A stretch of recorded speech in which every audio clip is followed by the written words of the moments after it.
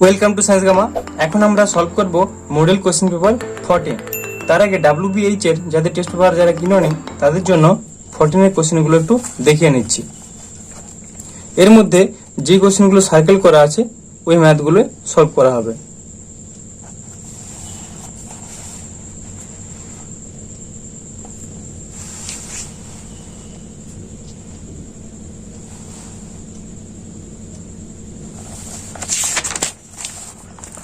তোমরা চাইলে এরা স্ক্রিনশট নিতেও পারো।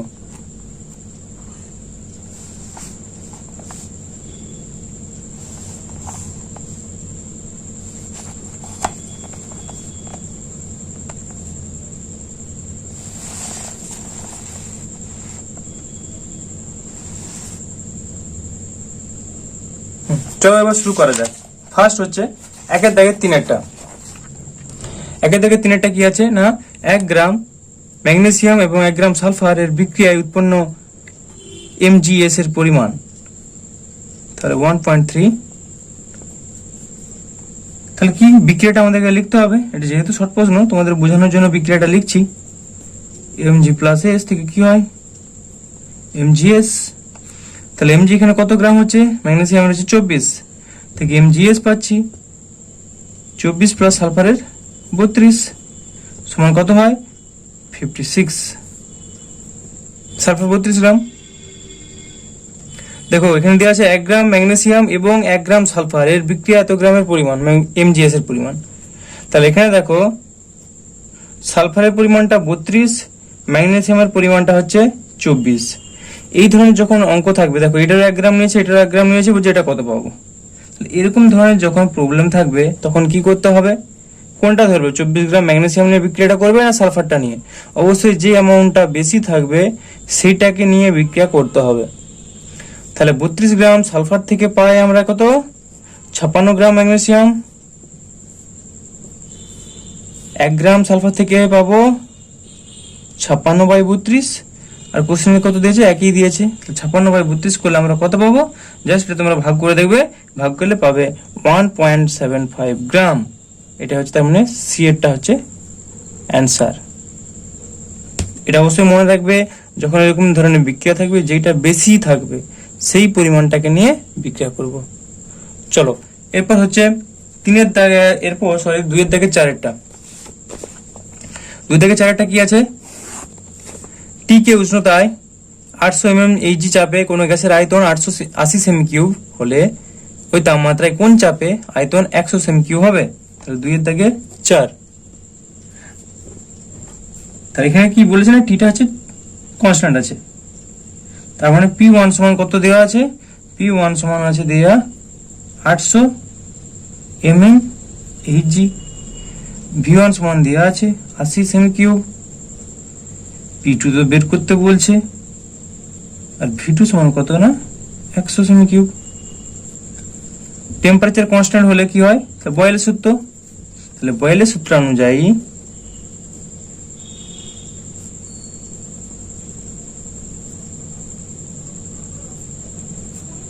P1 V1 সমান P2 V2।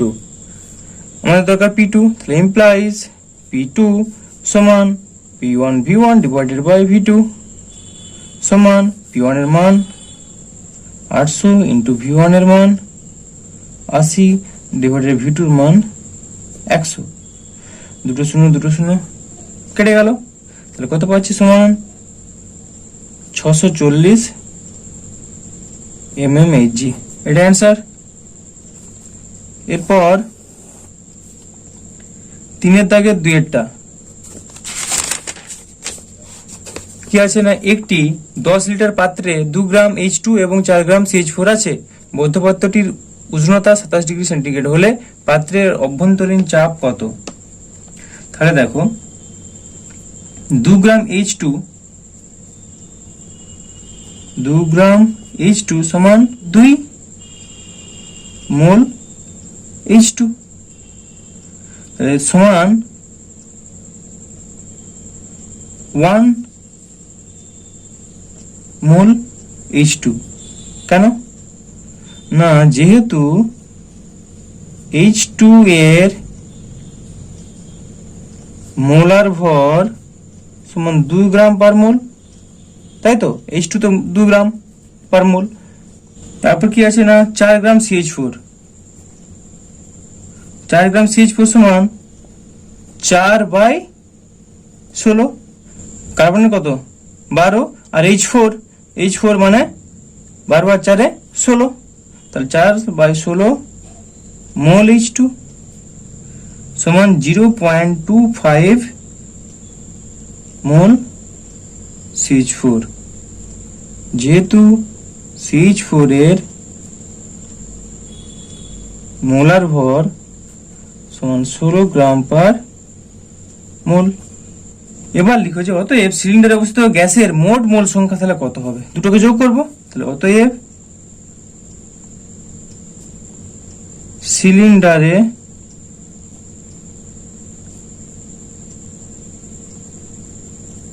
অবস্থিত গ্যাসের মোট মোল সংখ্যা n সমান 1 প্লাস 0.25 সমান 1.25 মোল। আয়তন V সমান দেওয়া আছে 10 লিটার, লিখে দিচ্ছি আয়তন V সমান 10 লিটার।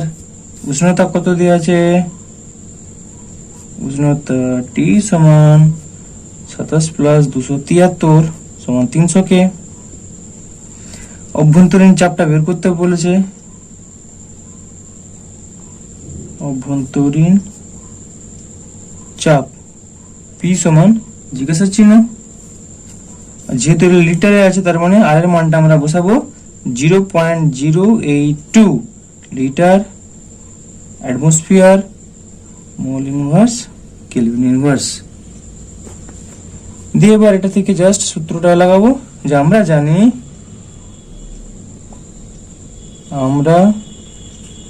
জানি PV সমান nRT implies P সমান nRT বাই V সমান n এর মান কত 1.25 ইন্টু R 0.082 ইন্টু T এর মান 300 হোল ডিভাইডেড বাই V সমান কত আছে না 10। এটা তোমরা যদি কাটাকাটি করো তাহলে কত পাবে 3.075 এত অ্যাটমসফিয়ার চাপটা পাবো, এটা অ্যান্সার। এরপর 3 দাগে 2 এর অথবাটা কি আছে দেখো, 1 অ্যাটমসফিয়ার চাপে 2 লিটার আয়তনের একটি বদ্ধ পাত্রে 27 ডিগ্রি সেন্টিগ্রেড তাপমাত্রায় 3.57 গ্রাম একটি গ্যাস আছে, গ্যাসটির আণবিক ভর কত? তাহলে 3 দাগের 2 এর অথবা P সমান কত দেওয়া আছে, P সমান দেওয়া আছে 1 atm, V সমান দেওয়া আছে 2 লিটার, T সমান 27 প্লাস 273 300 কে। তারপর W দেওয়া আছে 3.57 গ্রাম। আণবিক ভর বের করতে বলেছে, লিটারে করছি মানে লিটার অ্যাটমসফিয়ার মানে আর এর মানটা বসাবো 0.082 litre atmosphere mole inverse kelvin inverse. এবার লিখো আমরা জানি PV সমান W বাই mRT,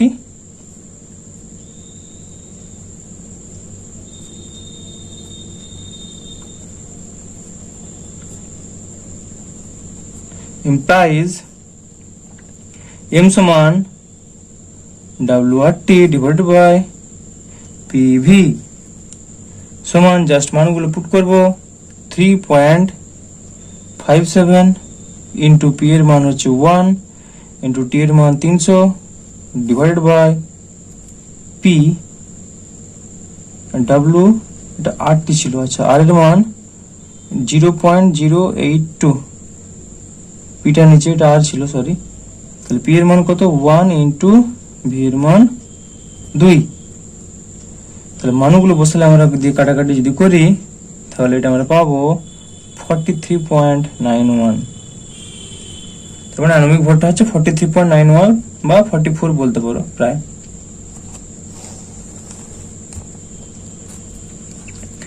এরপর 3-এর দাগের 4-এরটা,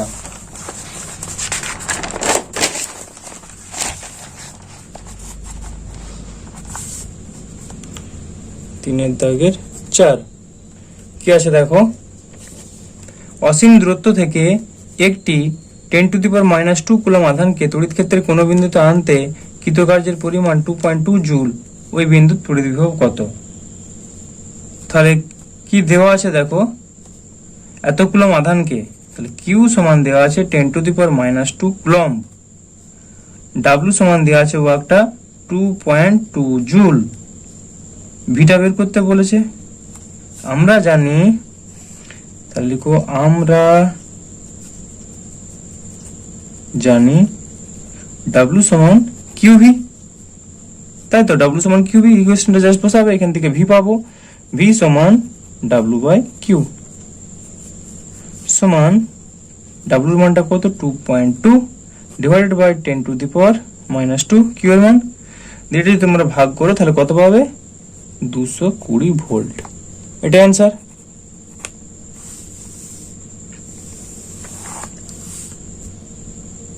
এরপর 4-এর দাগে 2-এরটা,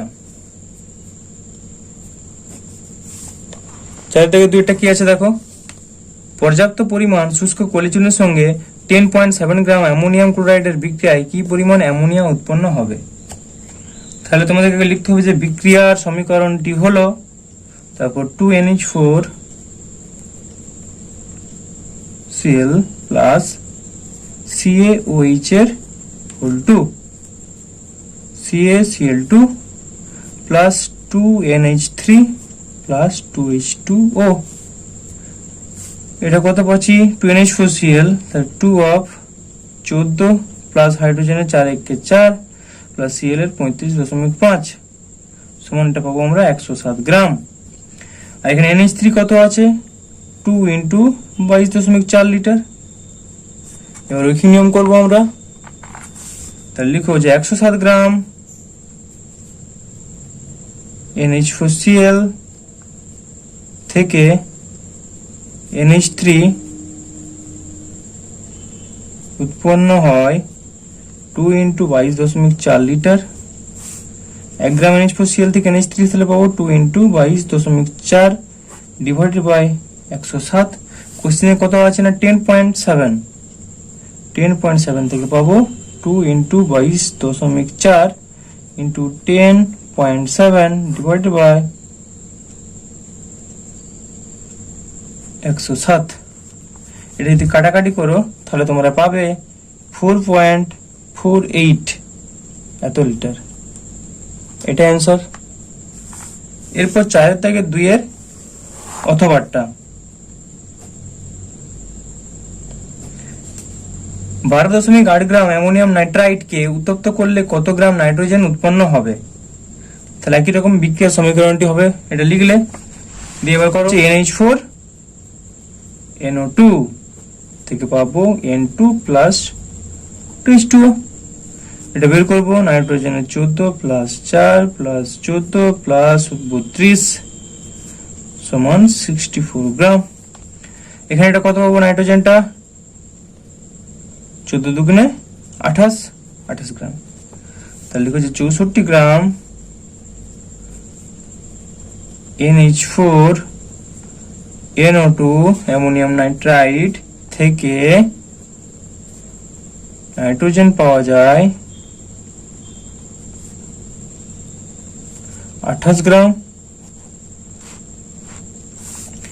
একে পাওয়া যাবে 28 বাই 64 গ্রাম, আর হচ্ছে 12.8 চেয়েছে, 12.8 গ্রাম অ্যামোনিয়াম নাইট্রাইট থেকে নাইট্রোজেন, তাহলে পাবো 28 ইন্টু 12.8 ডিভাইডেড বাই 64 গ্রাম সমান, যদি এটা কাটাকাটি করো তাহলে তোমরা পাবে 5.6 গ্রাম, এটা অ্যান্সার। এরপর 4-এর দাগের 7-এরটা কি আছে, বিওটি একক কি? আচ্ছা, এটা অঙ্ক নয়। একটি বাড়িতে 3টি 30 ওয়াট এর বাল্ব এবং 2টি 80 ওয়াটের পাখা প্রতিদিন 8 ঘন্টা করে চলে।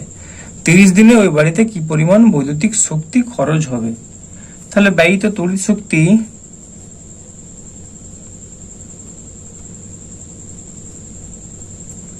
সমান 3 × 30 প্লাস 2 × 80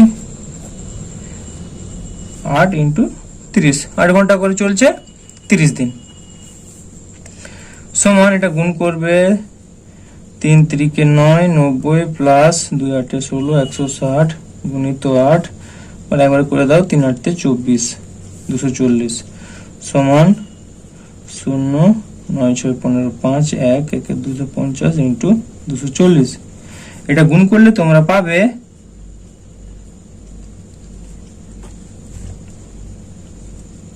ওয়াট আওয়ার। এটাকে যদি কিলোওয়াট আওয়ার করতে হবে তাহলে 2 3 4 ডিভাইডেড বাই 1000 কিলোওয়াট আওয়ার সমান, তাহলে কটা হবে? 3টে করে শূন্য কেটে যাবে, তাহলে আমরা পাবো 60 কিলোওয়াট আওয়ার। বা তোমরা এটাকে 60 বিওটি ও লিখতে পারো, 60 বিওটি ও লিখতে পারো। তাহলে এটা অ্যান্সার, বায়িত তড়িৎ শক্তি 60 বিওটি একক। এরপরে তোমাদের মডেল কোশ্চেন সেট 15টা সলভ করা হবে। আর তোমাদের যদি এই ভিডিওটি ভালো লাগে তাহলে ভিডিওটিকে লাইক করো। এরকম পুরুষ মডেল সেট পেতে বা এই রিলেটেড আরো কিছু কোশ্চেন অ্যান্সার সলভ পেতে বা সাবজেক্টের কোনো সলিউশন পেতে তোমরা আমরা চ্যানেলটিকে সাবস্ক্রাইব করো এবং বন্ধুদের সুবিধার জন্য তাদেরকেও ভিডিওটি শেয়ার করো।